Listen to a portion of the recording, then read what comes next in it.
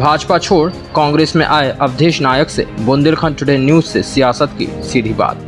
प्रदेश में विधानसभा के चुनाव वर्ष 2023 के दिसंबर माह के मध्य में संपन्न होने जा रहे हैं। विभिन्न राजनीतिक पार्टियों के नेता दल बदल अभियान में लगे हुए हैं। जिस पार्टी ने उन्हें पहचान दी, परिश्रय दिया, उसी पार्टी के पीठ में खंजर घोंपकर नई पार्टियों में अपना वर्चस्व तलाश कर रहे हैं। कांग्रेस, भाजपा या अन्य दलों के वरिष्ठ नेता असंतुष्टों को टिकट देने का लालच देकर अपनी पार्टी में शामिल होने का आमंत्रण दे रहे हैं। बीते दिनों आरएसएस पृष्ठभूमि के सशंकारित तेज तर्रार भाजपा नेता पाठ्य पुस्तक निगम के पूर्व उपाध्यक्ष अवधेश नायक सैकड़ों साथियों सहित भोपाल में पूर्व मुख्यमंत्री कमलनाथ व दिग्विजय सिंह के समक्ष कांग्रेस में शामिल हो गए। उनके कांग्रेस में आते ही दतिया विधानसभा सीट से उन्हें कांग्रेस के टिकट को दिए जाने की अटकलें होने लगी। नायक को कांग्रेस में ले जाने वाले सूत्रधार सैमड़ा विधायक घनश्याम सिंह के सक्रिय अभियान से इनकार नहीं किया जा सकता है। राजनीतिक गलियों में चर्चाओं का बाजार गर्म है कि घनश्याम सिंह ने एक तीर से 3 शिकार किए हैं। भाजपा से कांग्रेस में आने वाले अवधेश नायक से बुंदेलखंड टुडे न्यूज चैनल ने उनके निवास दारूगढ़ की पुलिया पर सीधी चर्चा में उनकी आगामी रणनीति की जानकारी की। जानकारी के अलावा भाजपा छोड़ने के कारणों को करीब से जानने का अवसर प्राप्त किया। नमस्कार मित्रों, मैं प्रशांत श्रीवास्तव बुंदेलखंड टुडे न्यूज से। आज मैं आपको शख्सियत के बारे में बताने जा रहा हूं जो किसी मोहताज की या किसी नाम की मोहताज नहीं है। मैं बात करता हूं अवधेश नायक जी। अवधेश नायक जी, बुंदेलखंड टुडे न्यूज में आपका स्वागत है। बहुत बहुत धन्यवाद आपका कि आपने बुंदेलखंड टुडे न्यूज में वार्ता करने के लिए मुझे इस लायक समझा। आपको बहुत बहुत धन्यवाद। नायक जी, मेरा सवाल ये है कि आपने पहले भारतीय जनता पार्टी, फिर जनशक्ति पार्टी, अब आप तीसरी पारी की शुरुआत कर रहे हैं कांग्रेस से, ऐसा क्यों? देखिए, भारतीय जनता पार्टी में तो बहुत लंबे समय से साथ रहे और जब मैं पार्षद था 1999 में, उसके काफ़ी पूर्व से मेरे भारतीय जनता पार्टी की वरिष्ठ नेता और इस प्रदेश की वो आगे जाके मुख्यमंत्री बनी ऐसी दीदी साध्वी उमाश्री भारती से भावनात्मक लगाव था और है भी, क्योंकि वो साधु संत है। तो उन्होंने मुझे पार्षद रहते भारतीय जनता पार्टी से विधानसभा का टिकट 2003 में दिया था। उसके पश्चात यद्यपि वो मैं चुनाव काफ़ी कम अंतर से हारा, पराजित हुआ, क्योंकि उस चुनाव में मुझे एकाएक टिकट दिया गया और मैं पार्षद था। उमा दीदी का बड़ा एहसान मेरे ऊपर है वो था। वो 2008 में जब दतिया विधानसभा क्षेत्र में परिसीमन के पश्चात डॉक्टर नरोत्तम मिश्रा को भारतीय जनता पार्टी ने टिकट दिया, दीदी ने दूसरी पार्टी बनाई, तो उमा जी के उस एहसान का बदला तो चुकाना था और मैं एहसान फरामोश हूँ भी नहीं। कोई मेरे साथ अपने बुंदेलखंड में, भैया एक कहावत है कि कोई अपने साथ यदि 11 रुपया करे व्यवहार तो अपन डबल 21 रुपये करने का सोचते हैं। अपन बुंदेलखंडी लोग हैं और बुंदेलखंडी लोग व्यवहार चुकाने में पक्के माने जाते हैं। इसलिए उनका दीदी का वो एहसान मुझे उतारना भी था, चुकाना भी था। इसलिए 2008 में भारतीय जनशक्ति पार्टी से डटकर मुकाबला किया, चुनाव लड़ा। उस चुनाव में भी मंत्री डॉक्टर नरोत्तम मिश्रा ने तमाम प्रकार के प्रलोभन देने का प्रयास किया था, लेकिन मैं चुनाव लड़ा। जैसा कि अभी आपने भारतीय जनता पार्टी ने आपको सब कुछ दिया, और ऐसी क्या स्थिति बनी जो आप 2023 में भारतीय जनता पार्टी छोड़कर कांग्रेस में शामिल हुई?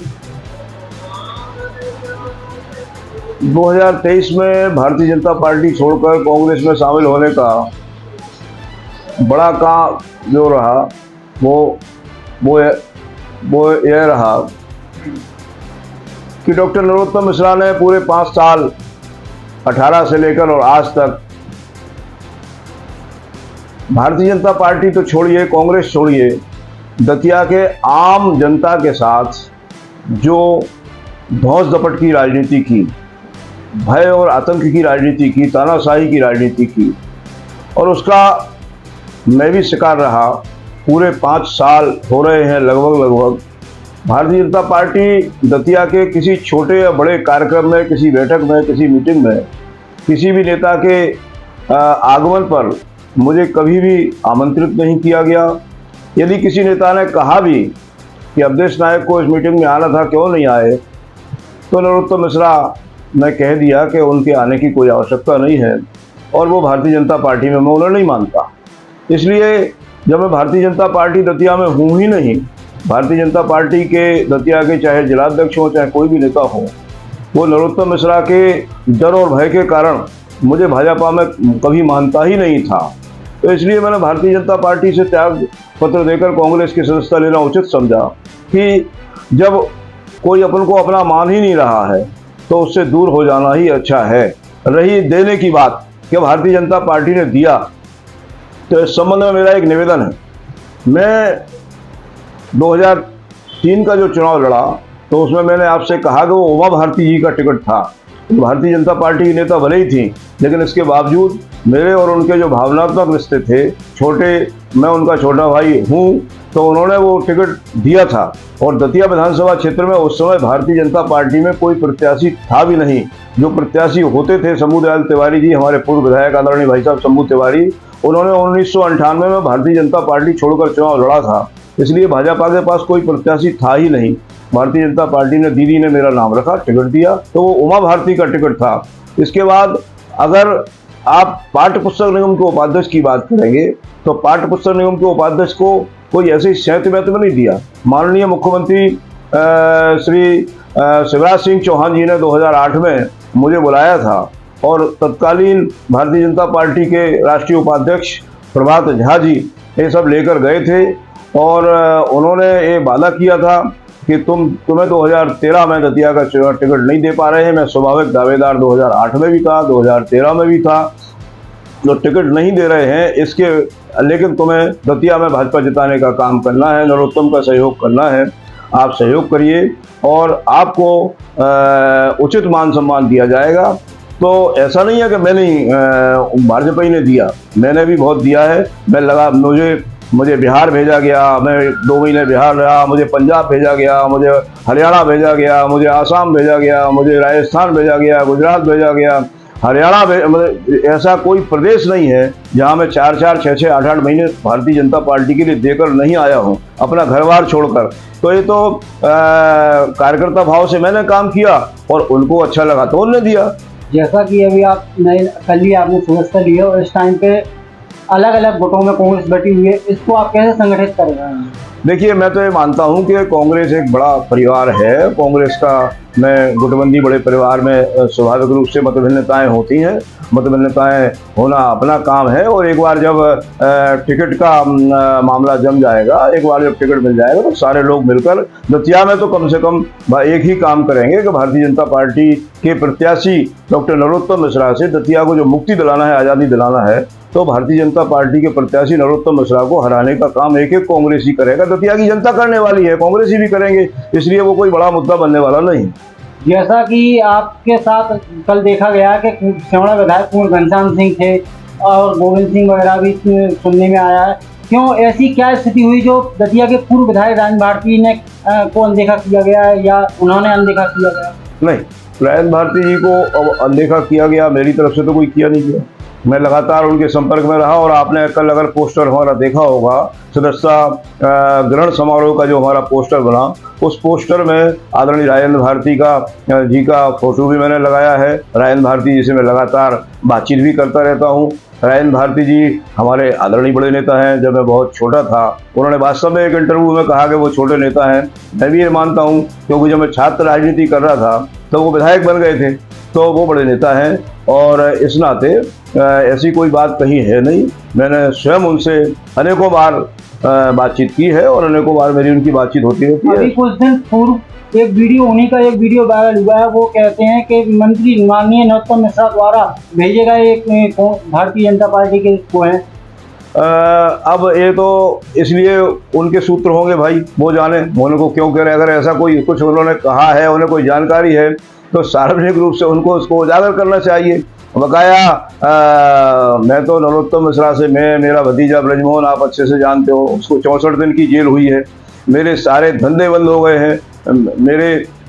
मेरे खुद की जो कंस्ट्रक्शन कंपनी थी, कृष्णा कंस्ट्रक्शन कंपनी, उसके ऊपर जो खटोला में एक माइनर नहर का काम चल रहा था, नरोत्तम मिश्रा ने पहला काम भारतीय जनता पार्टी की सरकार में आते साथ जो आदेश हुआ, उस माइनर का ठेका कैंसिल करने का काम हुआ और उसके ऊपर 25 लाख की रिकवरी का नोटिस हमारे ऊपर आया हुआ है। उसका प्रकरण चल रहा है, विधि विभाग उसमें अपना निर्णय करेगा, कानून अपना निर्णय करेगा। तो सबसे पहला आघात यदि प्रहार किसी के ऊपर हुआ तो मेरे ऊपर हुआ आर्थिक रूप से। उसके बाद मेरे दूसरे जो हमारे साथी मित्र भतीजे हैं दिनेश शर्मा, उन दिनेश शर्मा के ऊपर लूट का प्रकरण दर्ज हुआ। उन दिनेश शर्मा की बंदूक का लाइसेंस निरस्त हो गया, उनकी पत्नी को आशा कार्यकर्ता से हटा दिया गया, उनको जो है उनकी जमीन जायदाद को ध्वस्त करने का काम हुआ। इसके अतिरिक्त हमारे जो और संगी साथी हैं, समर्थक हैं, उन सबको परेशान करने का विभिन्न प्रकार से काम नरोत्तम मिश्रा ने पिछले 3-4 साल में किया है।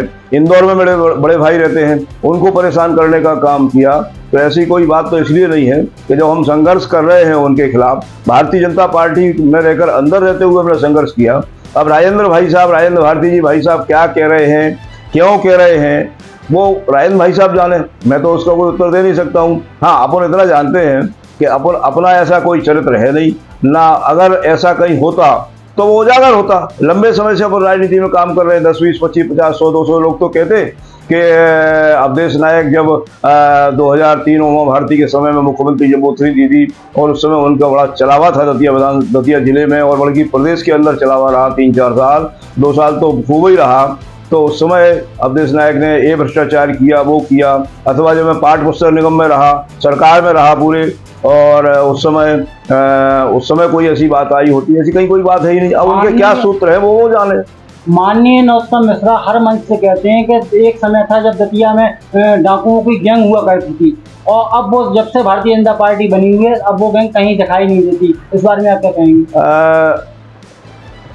भैया, आपको एक बात याद होगा, जब 2008 में उन्होंने चुनाव जीतने के बाद एक भाषण दिया था, उसमें उन्होंने कहा था कि अब सारे दादा दतिया में खत्म हो जाएंगे। और दादा मतलब उन्होंने गुंडों से था, सारे दतिया में के दादा यानी गुंडे खत्म हो जाएंगे। अब एक ही दादा बचेगा, उस दादा का नाम नरोत्तम मिश्रा है। वो दादा जो है आज है, तो गुंडे सारे खत्म हो ही जाएंगे स्वाभाविक रूप से। उन्होंने 2008 में ही घोषणा करी थी कि अब तो एक ही रहेगा, तो एक है वो। जैसा कि वो हर बार और हर मंच से हर कार्यक्रम में कहते हैं कि दतिया हो या मध्य प्रदेश हो, शांति का एक टापू है। इस बारे में आपका क्या कहना है? अभी परसों गोली चली दारूगढ़ की पुलिया के ऊपर, लूट हो गई 4 से 10, और इसके अतिरिक्त बड़े बड़े कांड हुए हैं, लगातार हत्याएं हो रही हैं। बसई में अभी हत्या हुई है 3 दिन पहले, अजय लोधी नाम के लड़के की। चहुओर अशांति का दतिया में वातावरण बना हुआ है, और इस वातावरण को दबाने के लिए विभिन्न प्रकार से वो उपाय करते रहते हैं। लेकिन जो सत्य है वो सत्य तो यही है कि कानून और व्यवस्था की स्थिति दतिया में बहुत खराब है, और आम आदमी उससे त्रस्त भी। मेरा आपसे लास्ट सवाल है कि भारतीय जनता पार्टी के गृह मंत्री डॉक्टर नरोत्तम मिश्रा कहते हैं कि हम विकास के नाम पर दतिया में जनता से वोट मांगते हैं, और कांग्रेस भ्रम फैलाकर वोट मांगती है। उनका कार्यकर्ता उनके साथ जो रहता है बड़ा अपरिपक्व है, क्योंकि वो इतना विकास करते हैं, इतना विकास करने के बाद भी उसकी चर्चा नहीं हो पाती, और चर्चा होती है तो वो चर्चा वोट में परिवर्तित नहीं हो पाती। पहला चुनाव तो छोड़ दीजिए 2008 का, क्योंकि उसमें 4 दतिया विधानसभा क्षेत्र के 3 दतिया विधानसभा क्षेत्र के नेता लड़ रहे थे। मैं था, पूर्व निशान सिंह जी थे, रायन भाई साहब थे, भारती जी। तो उसके बाद 13 का चुनाव हुआ दूसरा, उस 13 के चुनाव में आदरणीय कालीचरण कुशवाहा जी जरूर चुनाव लड़ रहे थे, लेकिन उसके बाद भी आप पहला चुनाव 11,000 साढ़े 11,000 से जीते, दूसरा चुनाव भी 11,000 साढ़े 11,000 से जीते। तब तो आपको विकास की आपकी जो इमारती थी वो दतिया की जनता ने उसकी झलक देखी ही होगी, उनके अनुसार, गृह मंत्री के अनुसार। और फिर 18 से 13 के बीच आज तक जो 23 चल रहा है उसमें उनने बहुत सारे विकास की योजनाएं वो लाए हैं उनके अनुसार, तो वो भी दतिया की जनता ने देखी होंगी। तो फिर 13 से 18 के बीच में तो उसमें 2400 वोट से केवल कैसे जीत पाए, हारते हारते बचे। और आज भी जो है अगर उन्हें इतना ही भरोसा है विकास की योजनाओं का, विकास के कामों का, विकास की श्रृंखला बनाने का, तो साम दाम दंड भेद से चुनाव लड़ने की क्यों योजना बनाते हैं? क्यों कहते हैं कहीं भी कि चुनाव तो जैसे जीता जाता है, चुनाव छीना जाता है, ऐसे भाषण क्यों देते हैं? अगर उनको भरोसा था कि विकास से जीतेंगे तो जिला पंचायत के चुनाव, त्रिस्तरीय पंचायत के चुनाव ईमानदारी से हो जाने देते, दूध का दूध पानी का पानी हो जाता। दतिया नगर पालिका और बड़ौनी नगर पंचायत परिषद के चुनाव ईमानदारी से हो जाते, होने देते। लोगों को डराकर धमकाकर चुनाव नहीं लड़ने के लिए दबाव ना बनाते, और जो अगर लड़ भी रहे थे तो उनको ऊपर केस ना लगाते, तो फिर चुनाव परिणाम समझ में आते। तो समझ में आता कि विकास हुआ है या विनाश हुआ है। हाँ, विकास हुआ है। विकास नरोत्तम मिश्रा के परिवार का हुआ है, विकास नरोत्तम मिश्रा के रिश्तेदारों का हुआ है, विकास नरोत्तम मिश्रा के चंद चाटुकारों का हुआ है, और विकास सीता सागर के सामने लाल महल के रूप में दतिया में स्थापित भी हो रहा है, यह हम सब अच्छे से जानते हैं। जैसा कि आप देख रहे थे कि हमारे साथ अभी कांग्रेस के वरिष्ठ नेता अवधेश नायक जी थे। दतिया से प्रशांत श्रीवास्तव की report, Bundelkhand today news, Jhansi.